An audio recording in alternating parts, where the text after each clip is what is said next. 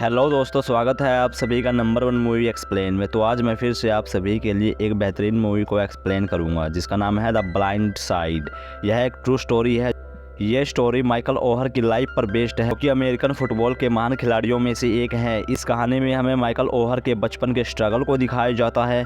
कहानी की शुरुआत में हमें एक ब्लैक ऑर्फन बॉय को दिखाया जाता है। वह दुनिया की नज़रों में एक मोटा लड़का है जो रोज़ लोगों की दी हुई गालियों को खाता है। एक दिन उसके दोस्त के पिता उसे अपने साथ एक प्राइवेट स्कूल में ले जाते हैं और वहाँ के बास्केटबॉल के कोच से बात करते हैं, जो कि कोच के बहुत अच्छे दोस्त भी होते हैं। पहले तो वो उसका एडमिशन लेने से मना कर देते हैं, लेकिन जब वो जू को बास्केटबॉल खेलते हुए देखते हैं तो उनके मुंह से एक ही वर्ड निकलता है, वाओ। क्योंकि इतने वजन के साथ इतनी लंबी जंप लगा पाना बहुत ही मुश्किल था, लेकिन जू इसे बहुत ही आसानी से कर पा रहा था क्योंकि उसमें एक नेचुरल टैलेंट था।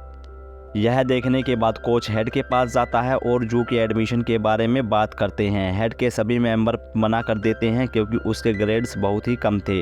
तभी कोच उन्हें समझाता है कि यह लड़का आगे चलकर हमारे स्कूल का नाम रोशन करेगा, हमारी बास्केटबॉल की टीम को लीग चैंपियन जिताएगा। तभी कोच उन सबको कन्विंस कर लेता है एडमिशन के लिए।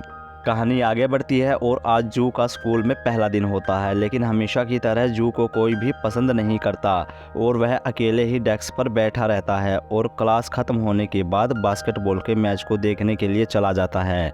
मैच ख़त्म होने के बाद वह शीट पर पड़े खाने को इकट्ठा करने लगता है और वह इस खाने को खाता है क्योंकि उसके पास इतने पैसे नहीं होते कि वह खाने को खरीद सके। यह करते हुए जू को एक आदमी देख लेता है और वह यह सोचने लगता है कि ये ऐसा क्यों कर रहा है, लेकिन वो जू को कुछ भी नहीं कहता और वहाँ से चला जाता है। इसके बाद जू सोने के लिए अपने दोस्त के घर पर जाता है, लेकिन वहाँ पर उसकी दोस्त की मॉम उसे भला बुरा कहती है। जू उनको बिल्कुल भी पसंद नहीं था क्योंकि उनका मानना था कि जू एक बहुत ही गंदा इंसान है और जू की ज़िंदगी ऐसे ही चल रही थी। थोड़े दिनों के बाद जब वह स्कूल से जा रहा था तो उसके पास एक सीन नाम का लड़का आता है। सीन उसे हेलो करता है और अपना दोस्ती का हाथ बढ़ाता है। जू के लिए यह बहुत ही ज़्यादा अजीब था क्योंकि इस स्कूल में पहली बार किसी ने उससे बात करने की कोशिश की थी।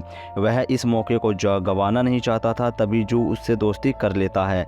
तभी सीन की मॉम वहां आ जाती है और वो देखती है कि सीन इतने बड़े और इतने लंबे चौड़े इंसान से बात कर रहा है। उन्हें काफ़ी यह अजीब लगता है। तभी सीन की मॉम उसे गाड़ी में बुला लेती है। उस रात सीन और उसकी फैमिली डिनर करके घर वापस आ रहे थे, तभी उन्हें बारिश में भीगता जू नज़र आ जाता है। तभी सीन की मॉम और डैड भी उसे पहचान लेते हैं। वो जू से पूछते हैं कि तुम इतनी ठंड में रात को कहाँ जा रहे हो। जू कहता है कि मैं जिम जा रहा हूँ। कुछ दूरी पर चलने के बाद सीन की मॉम को क्लियर को याद आता है कि इस समय तो स्कूल के सभी जिम बंद रहते हैं। यह बात जाकर वह जू से कहती है। जू बोलता है कि वहाँ मैं इसलिए जा रहा हूँ कि अंदर गर्मी होती है। जू को इस समय बहुत ठंड लग रही है। यह सुनकर वह काफ़ी हैरान रह जाती है। तभी वह फ़ौरन यह पूछती है कि तुम्हारे पास रहने को कोई घर है या नहीं। तो जू बड़ी निराशा से कहता है कि नहीं। जू ने उसे अपने दोस्त का घर छोड़ दिया था अपने दोस्त की मॉम की वजह से। अब क्लियर उसे अपने घर ले आती है जहां पर उसे बिस्तर देती है और उससे सोफे पर सोने के लिए कहती है। यहाँ पर क्लियर की बेटी जूली को भी दिखाया जाता है जो कि उसी स्कूल में पढ़ती है। जू को देखकर काफ़ी वह ऑकवर्ड फील करती है और वहाँ से उठकर चली जाती है।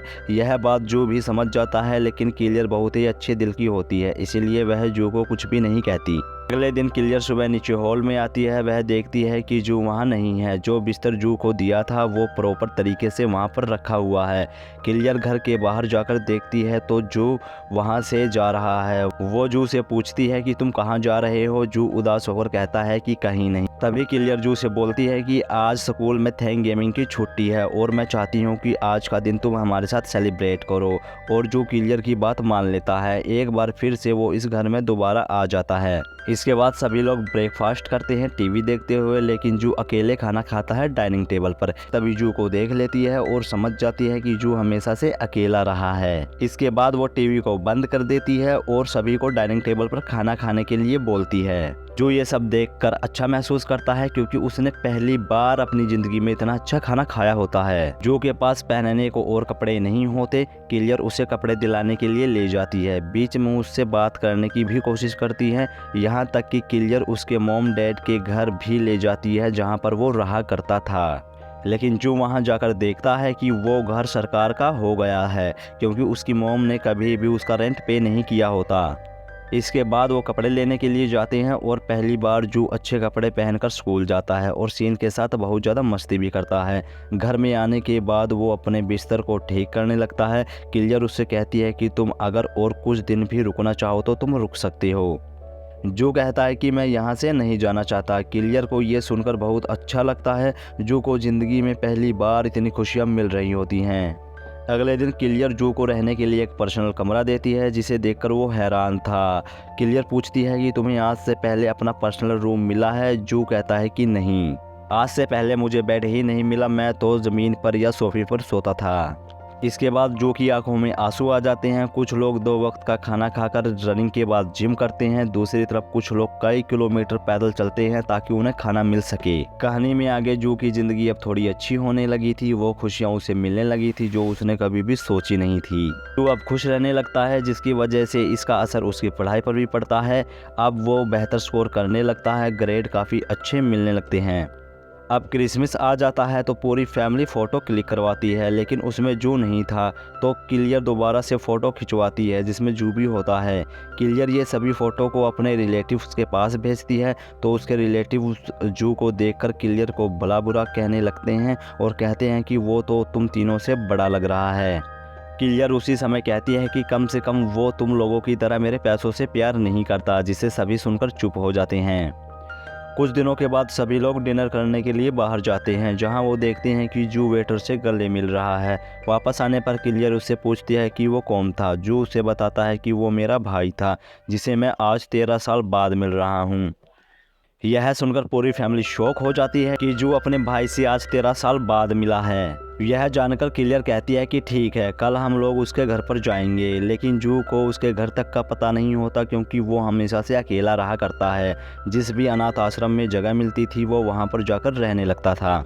ऐसे ही उसकी ज़िंदगी चल रही थी। जब से ये फैमिली उसकी ज़िंदगी में आई है तब से सब कुछ बदल गया। अगले दिन हर बार की तरह वह लाइब्रेरी में बैठकर अकेला पढ़ाई कर रहा होता है। तभी उसके पास जूली आकर बैठ जाती है। वह जू से कहती है कि क्या हुआ, तुम्हें मेरे साथ बैठकर पढ़ाई करना पसंद नहीं है? जू यह सुनकर काफ़ी खुश हो जाता है, क्योंकि कुछ दिनों पहले तक जूली जू के घर पर होने से ऑकवर्ड फील कर रही थी, लेकिन अब वह जू के साथ अच्छी तरह से बात करती है। कुछ समय बीतने के बाद किलियर अपने हस्बैंड से जू को गोद लेने की बात करती है। किलियर यह इसलिए करना चाहती है कि कोई भी आकर ये ना बोले कि एक सड़प छाप लड़के को तुमने अपने घर में रख रखा है। वो इस फैसले के बारे में सभी लोगों से पूछती है, लेकिन किसी को भी ऐतराज़ नहीं होता।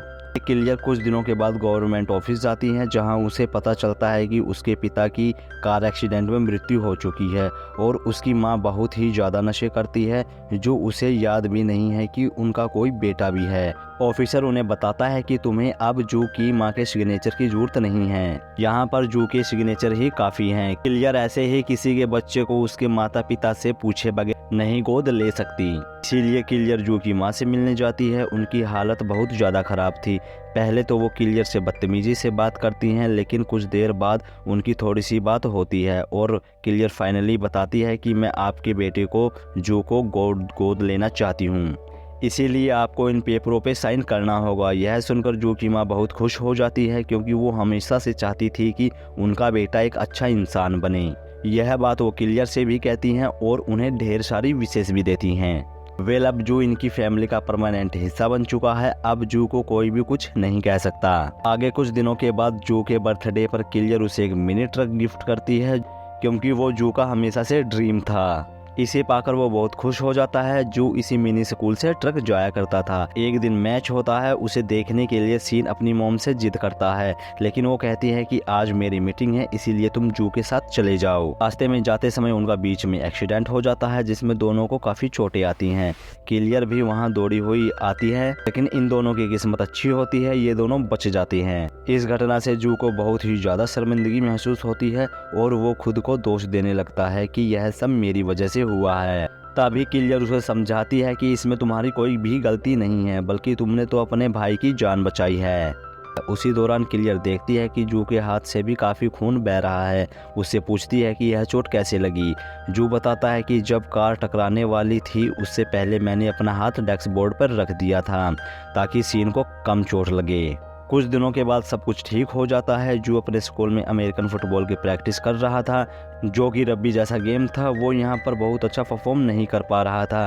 तभी किलर वहाँ पर आकर जू से पूछती है कि जब कुछ लोग मुझे शॉप पर घूर रहे थे तो तुमने मुझसे क्या कहा था। जू बोलता है कि मैं हमेशा आपकी रक्षा करूँगा। किलर बोलती है कि तुम्हें यहाँ भी यही करना है, अपने प्लेयर की रक्षा करनी है और अपनी टीम को जिताना है। आगे उसी रात को उनका मैच एक बहुत स्मार्ट टीम के साथ होता है। उन्हें कोई हरा नहीं सकता और यहाँ पर भी वही हो रहा होता है। जू की टीम हार रही थी, लेकिन वो अपनी पूरी कोशिश करता है और मैच अब टक्कर का होने लग जाता है। जू एक राइवल टीम के प्लेयर को ग्राउंड से बाहर फेंक देता है, जिसके बाद जू रुकने का नाम नहीं लेता और ऐसे खेलते खेलते उनकी टीम जीत जाती है। किलर चिल्ला चिल्लाकर सभी को बताती है कि देखो वो मेरा बेटा है। यह एक प्राउड मोमेंट होता है। इस मैच को सीन ने रिकॉर्ड कर लिया था, जिसे वो इसकी सीडीज को हर एक कोच को सेंड करता है। जू की स्ट्रेंथ को देखकर सभी कोच हैरान थे और अब वो सभी कोच चाहते हैं कि जू उनकी टीम से खेले। वो जू को छूट भी देते हैं कि वो बाहर जाना या घूमना चाहे तो वो जा सकता है, उस पर कोई भी रोक नहीं लगेगी। अब वो सभी मान जाते हैं। यहाँ जू अलग अलग टीमों के साथ खेलता है, साथ में वो पढ़ाई में भी अच्छे ग्रेड लाने लगता है, जिससे कि सारी चीज़ें नॉर्मल होने लगती हैं। जू अपनी काबिलियत से अब बहुत ज़्यादा फेमस हो चुका था। अब बड़ी बड़ी यूनिवर्सिटी चाहती थी कि जू हमारे कॉलेज में एडमिशन लें और उन्हीं की टीम से खेले, लेकिन जू उसी यूनिवर्सिटी को चुनता है जिससे किलर पास आउट थी। एक दिन उसे एनसी ऑफिस बुलाया जाता है। असल में यह एक ऑर्गेनाइजेशन होती है जो कि सारे एथलीट का ख्याल रखती है और उनकी प्रैक्टिस भी करवाती है।